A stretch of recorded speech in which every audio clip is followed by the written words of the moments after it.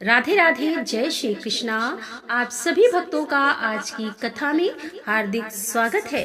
भगवान श्री कृष्ण और श्रीमती राधा रानी की कृपा सदैव आप पर और आपके समस्त परिवार पर बनी रहे। दोस्तों, आज की कथा में आप सुनेंगे भगवान जगन्नाथ जी की महिमा का वर्णन। नारायणं नमस्कृत्य नरं चैव नरोत्तमं देवी सरस्वतीं व्यासं ततो जयमुदीरयेत्। अर्थात भगवान नारायण न श्रेष्ठ नर देवी सरस्वती तथा महर्षि वेद व्यास को नमस्कार करके तत्पश्चात भगवान की विजय कथा से परिपूर्ण इतिहास पुराण आदि का कीर्तन करें। एक बार शौनक आदि 88,000 ऋषि मुनियों ने जैमिनी ऋषि से प्रश्न किया कि मुनि बोले कि हे भगवान, आप सब शास्त्रों के तत्व ज्ञान वाले हैं। हे भगवान, पुरुषोत्तम क्षेत्र परम पावन है, जहाँ भगवान लक्ष्मीपति विष्णु मानव लीला के अनुसार काष्ठ में विग्रह धारण करके विराजमान है, जो दर्शन मात्र से ही सबको मोक्ष देने वाले और सब तीर्थों का फल प्रदान करने वाले हैं। उनकी महिमा का हमसे विस्तार पूर्वक वर्णन कीजिए। जैमिनी ऋषि ने कहा कि हे मुनियों, यह अत्यंत गुण रहस्य है, सुनो। यद्यपि यह भगवान जगन्नाथ सर्वव्यापक है और सबको उत्पन्न करने वाले हैं, तथापि यह परम उत्तम पुरुषोत्तम क्षेत्र इन महात्मा जगदीश्वर का साक्षात स्वरूप है। वहाँ वे स्वयं ही शरीर धारण करके निवास करते हैं, इसीलिए उस क्षेत्र को भगवान ने अपने नाम से प्रसिद्ध किया।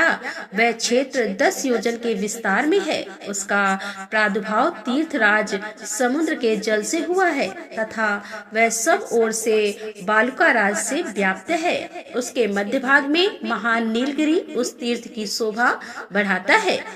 पूर्व काल में वाराह रूपधारी भगवान ने इस पृथ्वी को समुद्र के जल से निकालकर जब सब ओर से बराबर करके स्थापित किया और पर्वतों द्वारा सुधियाना ब्रह्मा जी ने पहले की भांति ही समस्त चराचर जगत की सृष्टि करके तीर्थों, सरिताओं, नदियों और क्षेत्रों को यथा स्थान स्थापित किया। तत्पश्चात सृष्टि के भार से पीड़ित होकर वे सोचने लगे कि आध्यात्मिक, आदि दैविक और आदि भौतिक इन 3 प्रकार के ताप से पीड़ित होने वाले संसार के जीव इनसे किस प्रकार मुक्त होंगे। इस प्रकार विचार करते हुए ब्रह्मा जी के मन में यह भाव आया कि मैं मुक्ति के एकमात्र का कारण परमेश्वर श्री विष्णु का स्तवन करूं।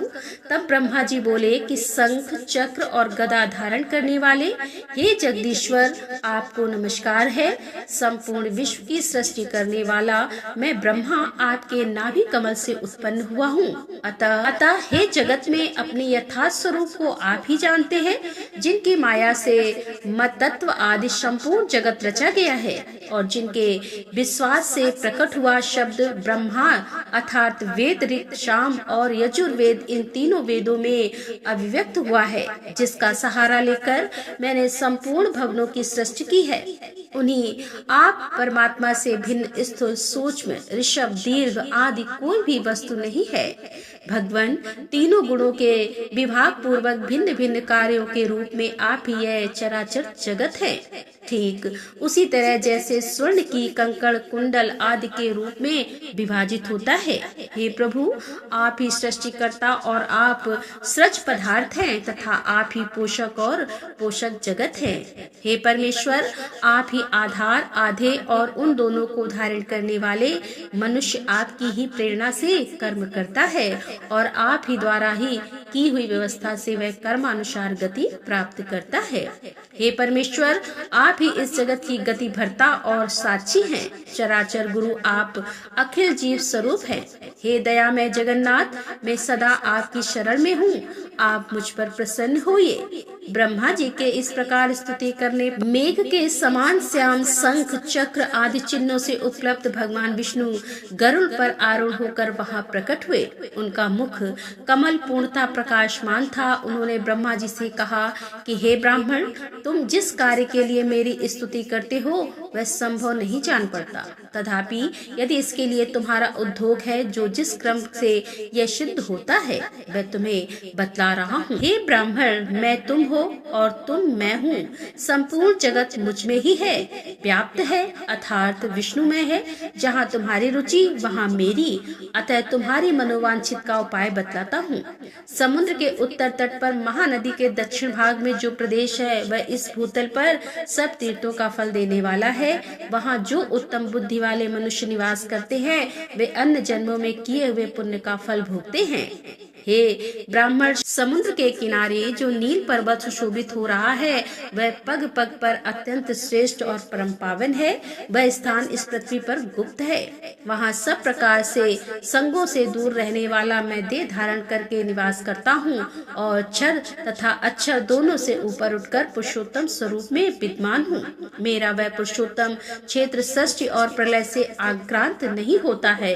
हे ब्राह्मण, चक्र आदि चिन्हों से युक्त मेरा जैसा स्वरूप यहाँ देखते हो वैसा ही वहाँ जाकर भी देखोगे। नीलांचल के भीतर की भूमि में कल्पों तक रहने वाले अक्षय वट की जड़ के समीप पश्चिम दिशा में जो रोहिणी नाम से विख्यात कुंड है उसके किनारे निवास करते हुए मुझ पुरुषोत्तम को जो चर्म छछु से देखते हैं वे उसके जल से छिड़ पाप होकर मेरे सायुज्य को प्राप्त कर लेते हैं। हे महाभाग, वहाँ जाओ। उस तीर्थ में मेरा दर्शन करके ध्यान करते समय तुम्हारे समक्ष पुरुषोत्तम क्षेत्र की सृष्टि महिमा स्वतः प्रकाश में आ जाएगी। यह क्षेत्र श्रुतियों, स्मृतियों, इतिहास और पुराणों में गुप्त है। मेरा माया से वह किसी को ज्ञात नहीं होता। मेरी ही कृपा से अब वह प्रकाश में आएगा और सबको प्रत्यक्ष उपलब्ध होगा।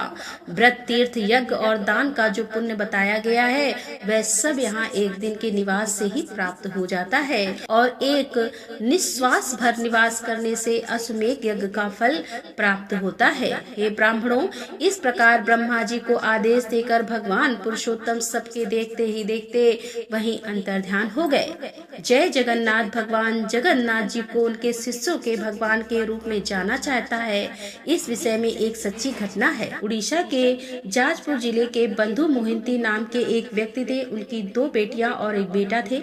बंधु मोहिंती बहुत गरीब थे और वह अपने जीवन यापन के लिए भीख मांगते थे। उनके पास कोई आरक्षित निधि नहीं थी, मतलब कोई सेविंग नहीं थी। तो बंधु मोहिती भगवान हरि के बहुत बड़े भक्त थे और वह अपना दिन भगवान के पवित्र नाम का जाप करते हुए बिताते थे। वह सभी जीवों के प्रति दयालु थे, बहुत सच्चे थे और ब्राह्मणों की सेवा करने के बहुत शौकीन थे, लेकिन वह अपने प्रति बहुत उदासीन थे। बात करें उनके पारिवारिक जीवन की तो यह जानते हुए कि भगवान के पवित्र नाम को छोड़कर सब कुछ अस्थायी है, तो इस तरह उन्होंने अपने दिन बड़े खुशी से बिताए। लेकिन एक बार इस क्षेत्र में सूखा पड़ा और लोग भोजन की कमी के कारण मरने लगे। तो बंधु मोहिंती भिक्षा मांगने के लिए कुछ गाँव में गए, लेकिन लोगों के पास अपने खुद के खाने के लिए ही भोजन नहीं था। वे बंधु मोहिंती को भिक्षा कैसे दे सकते थे। फिर वह बिना भोजन किए ही वापस लौट आए और पूरे समय भगवान का ध्यान करते रहे।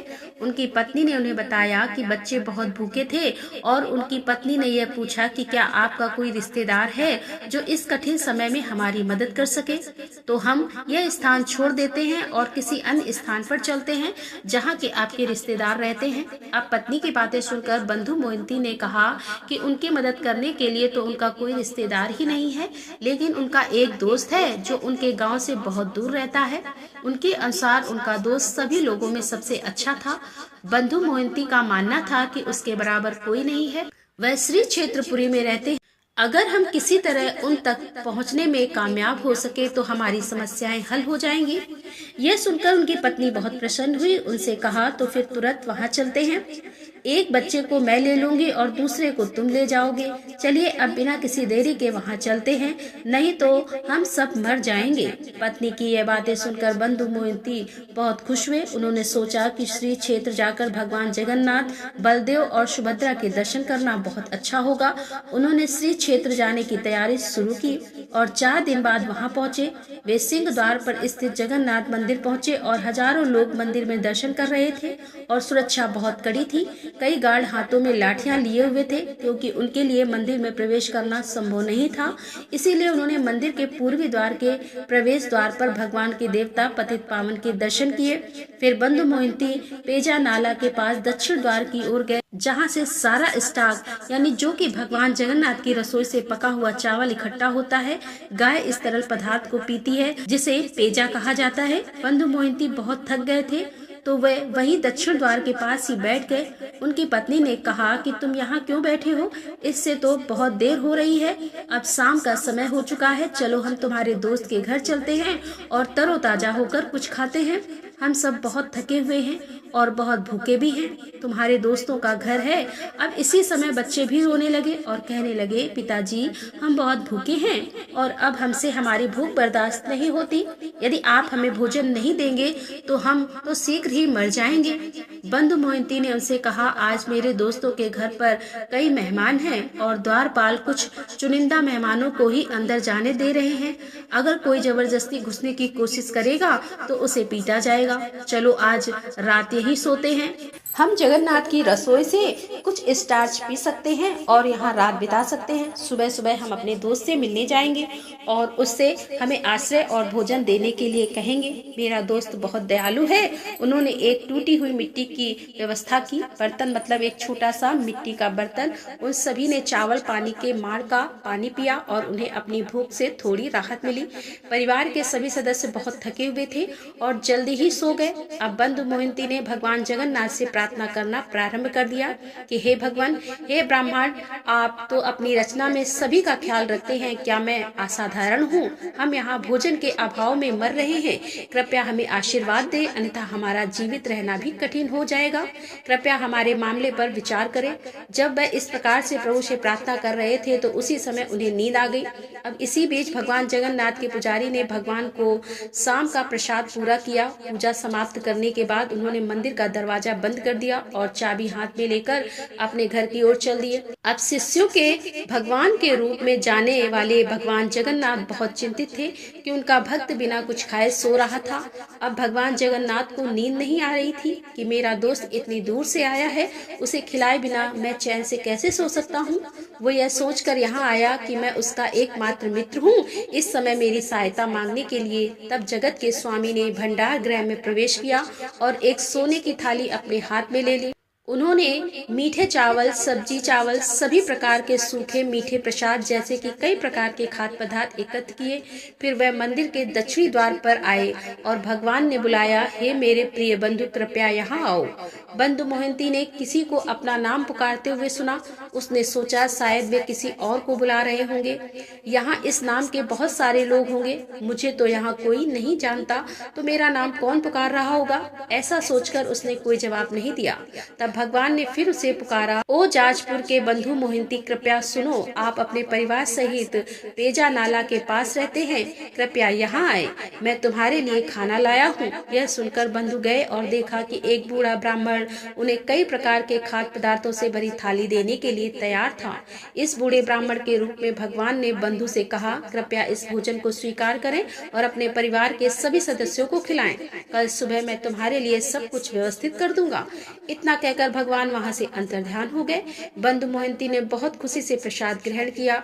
उसने परिवार के सभी सदस्यों को जगाया और सभी ने बहुत खुशी से प्रसाद का आदर सत्कार किया और पूर्ण पेट भर जाने के साथ वे संतुष्ट होकर सो गए। थाली साफ करने के बाद बंधु मोहिंती थाली वापस करने दक्षिण गेट पर गए। उसने दरवाजे को धक्का दिया, इस उम्मीद के कि ब्राह्मण वहां होगा और वह उसे थाली लौटा सकता है, लेकिन उसे यह देखकर आश्चर्य हुआ कि ब्राह्मण वहां था ही नहीं।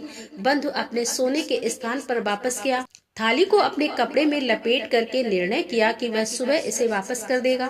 अगली सुबह भगवान जगन्नाथ के पुजारियों ने मंदिर का द्वार खोला। अब हर कोई अपनी व्यक्तिगत सेवाओं में व्यस्त था। जब उन्होंने भंडार कक्ष खोला तो उन्होंने पाया कि भगवान जगन्नाथ की सोने की थाली गायब थी। थाली चोरी हो गई थी। पुजारियों ने थाली की चोरी की सूचना मंदिर प्रबंधक को दी। पुलिस ने सभी पुजारियों को गिरफ्तार किया और उनकी पिटाई की, ये सोचकर कि यह केवल पुजारी ही हो सकता है जिसने कि भंडार कक्ष के अंदर से थाली चुराई होगी। अब संयोग से हुआ यूं कि कुछ लोगों ने एक व्यक्ति को अपने परिवार सहित मंदिर के दक्षिणी द्वार के पास सोते हुए देख लिया। उन्हें उसके कपड़े में लिपटा हुआ सोने का थाल दिखाई दिया। थाली धूप में चमक रही थी। तुरंत कई लोगों ने बंधु मोहिती को पकड़ लिया और उन्होंने उसे रस्सी से बांध दिया, फिर बुरी तरह से पीटा और सोने की थाली छीन ली। बंधु मोहिंती और उनकी पत्नी दोनों ने बताया कि कैसे आधी रात में एक ब्राह्मण ने उन्हें प्रसाद से भरी थाली दी। खाने के बाद वह थाली ब्राह्मण को लौटाने गया था, लेकिन वह वहां मिला ही नहीं और इस तरह थाली उसके कपड़े में ही रह गई। बंधु मोहिंती और उनकी पत्नी ने पुलिस से अपील की कि हमारी कोई गलती नहीं है, आप सब बिना किसी गलती के ही हमें क्यों पीट रहे हैं। लेकिन किसी ने उसकी बात की परवाह ही नहीं की। उन्हें गिरफ्तार करके जेल में डाल दिया गया। बंधु मोहिंती बंदी गृह में रहे उन्होंने अपना मन भगवान जगन्नाथ पर केंद्रित किया और प्रार्थना करना शुरू कर दिया कि हे प्रिय भगवान जगन्नाथ, मैं इस ब्रह्मांड में सबसे बड़ा पापी व्यक्ति हूँ। आप दया के सागर हैं, मेरे समान कोई पापी नहीं है और आपके समान भी कोई नहीं है। पतित आत्माओं का महान उद्धारक, आप मेरे साथ जो कुछ करना चाहे कृपया करें, आपके सिवा मेरा कोई आश्रय ही नहीं है। ऐसा सोचकर उसने भगवान के चरण कमलों का ध्यान किया। बाद में उस श्याम मंदिर में सभी भक्तों ने भगवान की सेवा पूरी की और अपने अपने घर वापस चले गए। वो भगवान जो सर्वव्यापी हैं और अपने भक्तों के लिए सदैव चिंतित रहते हैं, अपने भक्त की पीड़ा को सहन नहीं कर सके। वह तुरंत गरुड़ की पीठ पर चढ़कर आए और राजा के महल में चले गए। उस समय राजा सो रहे थे। भगवान ने राजा को नींद में दर्शन दिए और उनसे कहा कि हे राजा, कृपया सुनो, जब तुम्हारे घर मेहमान आते हैं तो क्या तुम उन्हें बिना खाना खिलाए और उनकी सेवा, उनकी देखभाल किए बिना रहने देते हो? क्या आपके महल में कोई ऐसा है जो बिना खाए रहता है? मेरा मित्र अपने पूरे परिवार के साथ मुझ पर इतना विश्वास करके जाजपुर से आया था। मैंने उसे भोजन उपलब्ध करवाया। मैंने अपने मित्र को अपनी सोने की थाली में प्रसाद परोसा। आपके लिए क्या समस्या है? आपके लोगों ने उसे उसके पूरे परिवार सहित पकड़ लिया और उनकी बहुत पिटाई की गई। उन्होंने उनके हाथ पांव बांधकर बंदी गृह में डाल दिया। अब मेरे मित्र का पूरा परिवार बहुत कष्ट सह रहा है। मैं तुम्हें आदेश देता हूँ कि तुम तुरंत पुरी जाकर उन्हें जेल से रिहा करो और अत्यंत विनम्रता के साथ उनके चरण कमल धो, उन्हें उत्तम वस्त्र और आभूषण दो। मेरे मित्र को सर्वोच्च सम्मान देने के लिए उनके सिर पर पगड़ी रखे। मेरा मित्र आपसे उतनी ही सेवा का पात्र है जितने की आप मुझे देते हैं। आप उसे और उसके परिवार को जीवन भर सर्वोत्तम भोजन और आवास प्रदान करेंगे। यदि तुम मेरी आज्ञा का पालन नहीं करोगे तो तुम्हारा पूरा परिवार नष्ट हो जाएगा। इतना कहने के बाद भगवान जगन्नाथ ने राजा को जगाया और फिर महल से चले गए। राजा ने तुरंत अपने सभी मंत्रियों को बुलाया और उन्हें सारी बात बताई। वे बंधु मोहिंती को छुड़ाने के लिए स्वयं बंदी गृह गए और उन्हें स्नेह पूर्वक गले लगाया। राजा ने कहा, आपके दर्शन मात्र से ही मेरा जीवन सफल हो गया। अब मैं धन्य हो गया। कृपया मेरी प्रजा द्वारा किए गए सभी अपराधों के लिए मुझे क्षमा करें। इतना कहने के बाद राजा ने बंधु मोहिंती का पवित्र जल से अभिषेक किया। उन्हें पहनने के लिए भव्य कपड़े और सम्मान के साथ उनके सिर पर पगड़ी रखी। उन्होंने उनके लिए व्यवस्था की। बंधु मोहिंती के पूरे परिवार का जीवन भर भरण पोषण करना राजा उनका आदर करता था, मानो वे उसके अपने रिश्तेदार हों। उसने मंदिर के दक्षिणी द्वार के निकट उनके लिए एक घर की व्यवस्था की। बंधु मोहिंती अपने मित्र भगवान जगन्नाथ के बगल में रहकर बड़े खुश थे। उन्होंने अपने पूरे परिवार के साथ जीवन भर खुशी खुशी भगवान जगन्नाथ की सेवा की। यह भगवान जगन्नाथ की भक्त वात्सल मनोदशा का उदाहरण है। जो कोई भी बड़े विश्वास के साथ उनकी सेवा करता है, वे उसे इसी तरह से प्रत्युत्तर देते हैं। वे अपने वफादार भक्तों को बहुत प्रिय हैं और जिस किसी में भी आस्था की कमी हो उसके लिए भगवान जगन्नाथ बहुत दूर हैं। जो कोई भी बंधु मोहिंती की इस लीला को सुनेगा वह सभी पाप कर्मों की प्रक्रिया से मुक्त हो जाएगा। वह अपने सभी प्रयासों में सफलता प्राप्त करेगा और कभी यमलोक को नहीं देखेगा। यही सभी वैदिक शास्त्रों का निर्णय है। यह कहानी जाजपुर के बंधु मोहिंती के नाम के एक भक्त की सच्ची कहानी है, जो यह साबित करती है कि भगवान जगन्नाथ अपने भक्तों की मदद के लिए अपने सिंहासन के कैसे उतरते हैं। बंधु मोहिंती को रिहा करने के बाद उन्हें मंदिर में रसोइये के रूप में सेवा दी गई। अब भी बंधु मोहिंती के वंशज मंदिर की रसोई में मुख्य रसोई है और वे प्रतिदिन भगवान जगन्नाथ को सोने की थाली थाली में भोजन चढ़ाते हैं। प्रेम से बोलिए जय जगन्नाथ। आज की कहानी आपको कैसी लगी कमेंट बॉक्स में जरूर बताइए। अच्छी लगी हो तो कमेंट बॉक्स में जय जगन्नाथ जरूर लिखिए और अगर संभव हो तो वीडियो को ज्यादा से ज्यादा शेयर कीजिए। आइए अब सुनते हैं तुलसी महारानी की आरती। नमो नमो तुलसी महारानी, नमो नमो हर की पटरानी। नमो नमो तुलसी महारानी, नमो नमो हर की पटरानी। धन तुलसी पूरण तब कीनो, धन तुलसी पूरण तब कीनो। सालिग्राम की बनी पटरानी, नमो नमो तुलसी महारानी, नमो नमो हर की पटरानी। जाके पत्र मंजरी कोमल, जाके पत्र मंजरी कोमल, श्रीपति कमल चरण लपटानी। नमो नमो हर की पटरानी, नमो नमो तुलसी महारानी। धूप दीप नवेद आरती, धूप दीप नवेद आरती, पुष्पन की बरसा बरसानी। नमो नमो हर की पटरानी, नमो नमो तुलसा महारानी। 56 भोग 36 व्यंजन, 56 भोग 36 व्यंजन, बिन तुलसा हरि एक न मानी। नमो नमो तुलसी महारानी, नमो नमो हर की पटरानी। सभी सखी मैया तेरे यश गावे, सभी सखी मैया तेरे यश गावे, भक्ति दान दीजे महारानी। नमो नमो तुलसी महारानी, नमो नमो हर की पटरानी, नमो नमो तुलसी महारानी, नमो नमो हर की पटरानी, नमो नमो तुलसी महारानी। प्रेम से बोले तुलसी मैया की जय। उम्मीद करती हूँ कि आज की कथा आपको जरूर पसंद आई होगी। वीडियो अच्छी लगे हो तो लाइक जरूर कीजिए और कमेंट बॉक्स में राधे राधे लिखना बिल्कुल मत भूलिए। इसके साथ ही अगर आप चैनल पर पहली बार आए हैं, अभी तक आपने चैनल को सब्सक्राइब नहीं किया है, तो आज की वीडियो अगर आपको अच्छी लगे तो चैनल को सब्सक्राइब करके बेल आइकन को जरूर प्रेस कर लीजिए। इससे यह होगा कि इस चैनल पर जो भी नई वीडियो अपलोड होगी उनकी नोटिफिकेशन आपको सही समय पर प्राप्त होगी। तो दोस्तों मिलते हैं अगले वीडियो के साथ, तब तक के लिए राधे राधे, जय श्री कृष्णा, हर हर महादेव, जय भोलेनाथ की।